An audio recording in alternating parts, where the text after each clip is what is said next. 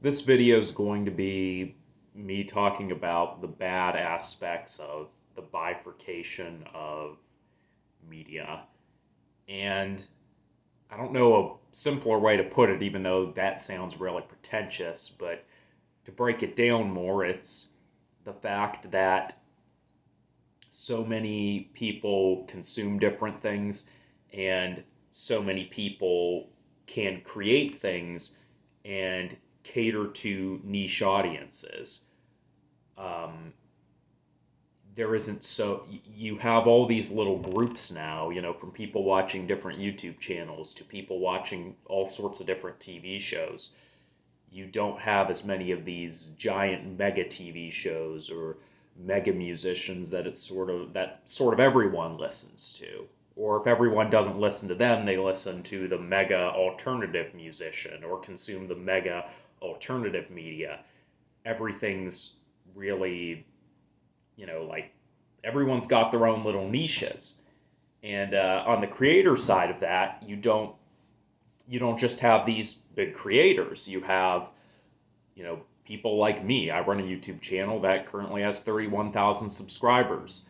All sorts of other people in the niche I'm in, do all these other videos. Whereas, traditionally, I guess it would have been like if some channels on TV would have talked about this stuff. With music, there's so much that there was already more than anyone could hear in their lifetime, but with just the stuff that got put out on records, and if you went and listened to every band that made it on the radio. But now there's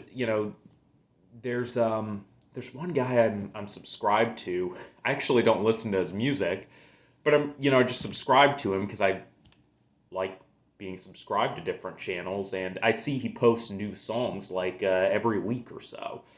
And you know it's just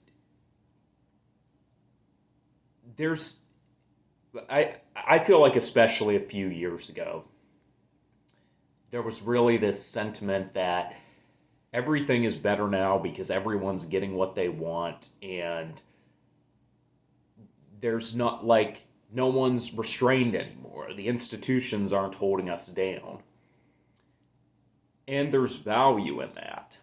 Um, but there's also a bad side to it, and I see it with TV shows in particular. I hardly watch TV. Most of the time I watch TV, it's just to watch it with other people.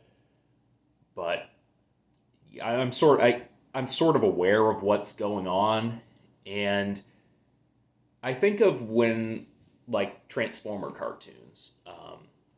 Friend of a friend basically is still a giant Transformers fan. I grew up with it, kind of got out of it.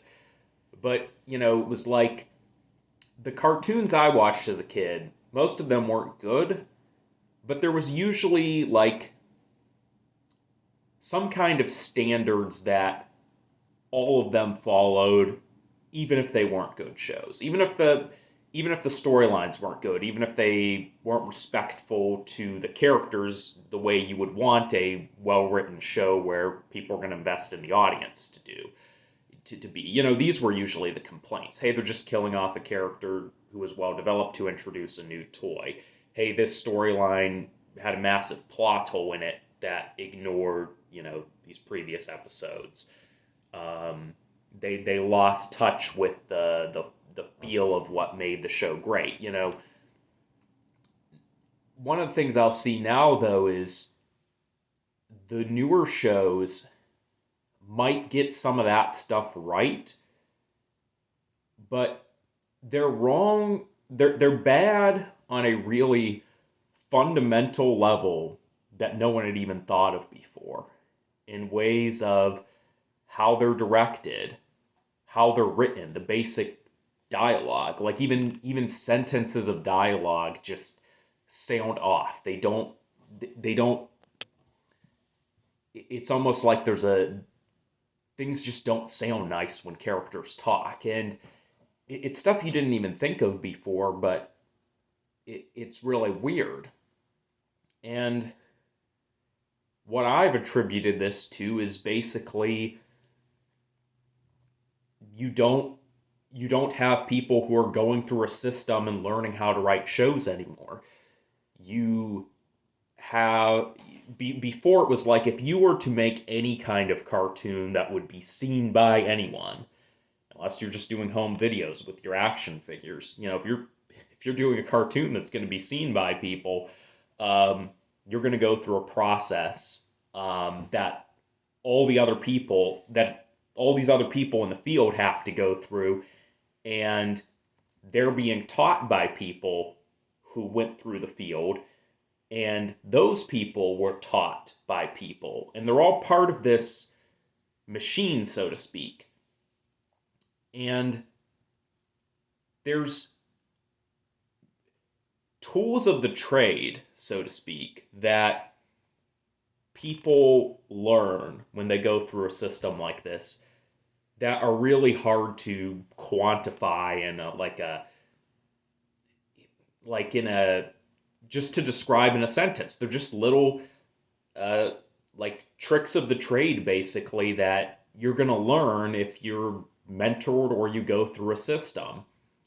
And I feel like that kind of stuff is now being lost because, or at least with a lot of media, it's being lost because everything's like, instead of, you got all these sort of talented people, then you funnel them through, and then they come back out the end with their own unique take on things, but they all kind of have this common culture of when they're funneled.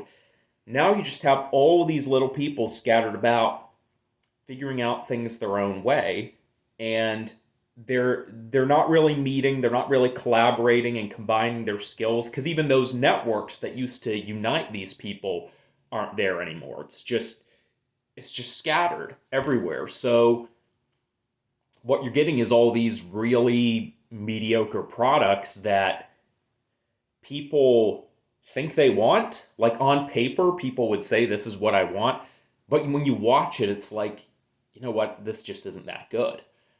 I think you see this with music. You know, people for years would say they didn't like stuff that was, you know, by the from the industry, basically.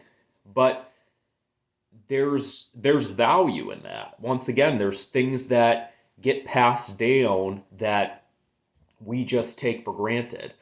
Dark Side of the Moon is a great album, but it's more than just four guys with talent and abilities writing good music. Like, they were able to write all of that and produce it on the backs of the technology of the studio. I can't remember the name of it, but it was like a big prominent studio.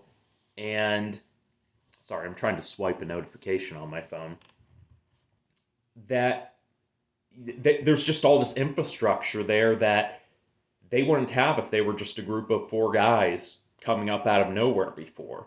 There's also their sound engineer. He was a guy who worked with other bands. He has a background. He kind of knows how things work and what things don't.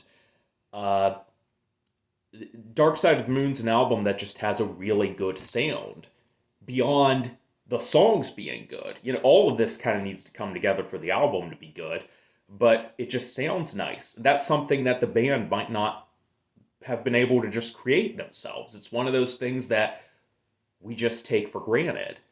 Uh, there's, I don't know how Roger Waters learned to write lyrics, but his lyrics just, you could go on about how they're deep and they have political implications and all this kind of stuff.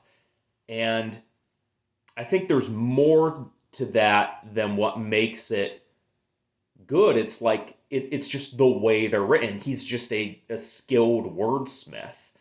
Um, and now I'm getting a little bit off track, but it kind of comes back to this idea of there are things that make a lot of the stuff we enjoy good that we really take for granted. And I think we're seeing now that basically a lot of media is now it just feels subpar.